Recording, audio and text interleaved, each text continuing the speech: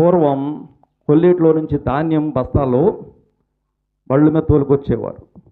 ఆ బళ్ళు మీద తోలుకొచ్చే అంటే నాకు కూడా తెలియదు అప్పటికి, నాకంటే ముందు జరిగినటువంటి సంఘటనలు ఆ వ్యక్తి తెలుసు, కానీ నాకు ఆ జరిగిన సంఘటన, అతను యవ్వన కాలంలో జరిగిన సంఘటన నాకు తెలియదు. ఒక వ్యక్తి జీవితంలో జరిగినటువంటి నిజ సంఘటన చెప్తున్నాను మీకు. మరి ఆ బళ్ళు మీద తోలుకొచ్చే సమయంలో ఒక వ్యక్తి చాలా దూరం నుంచి, అప్పుడు చాలా ఎక్కువ బరువులు మోసేవారు కదండి, చాలా దూరం నడిచేవారు. ఆ కొల్లేటిలో నుంచి బస్తా ఎత్తుకుని వస్తున్నాడంట. బస్తా ఎత్తుకుని వస్తుంటే ఒక వ్యక్తి వచ్చి, నాయన ఎంత లెక్క నడుస్తావు, సరే నా బండి ఎక్కమని చెప్పాడంట. సరే తను ఏం చేశాడంటే ఆ బండికి ఆ బస్తా నెత్తి మీద పెట్టుకుని కూర్చున్నాడంట. అర్థమైందా నీకు మాట?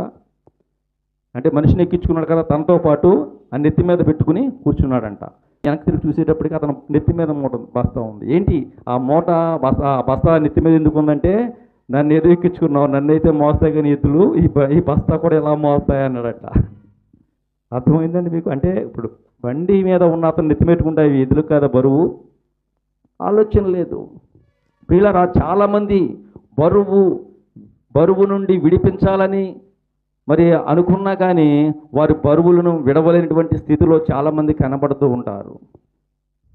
2025 సంవత్సరాల క్రితం ప్రభువైన యేసుక్రీస్తు వారు వచ్చి అందరికీ పిలుపునిచ్చారు.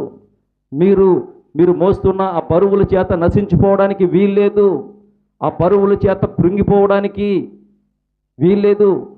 అందుకని ప్రయాసపడి భారం మోస్తున్న సమస్త జనులారా నా యొద్దకు రండి, ఆ బరువు నుంచి మిమ్మల్ని విడిపిస్తాను, మిమ్మల్ని చేర్చుకుని నా ప్రజలుగా చేసుకుంటానని దేవుడు పిలుపునిస్తున్నప్పటికీ కూడా చాలామంది ఇంకా ఆ బరువును విడవలేనటువంటి పరిస్థితుల్లోనే ఉన్నారని దేవుని లేఖనాన్ని బట్టి తెలియజేస్తున్నాను.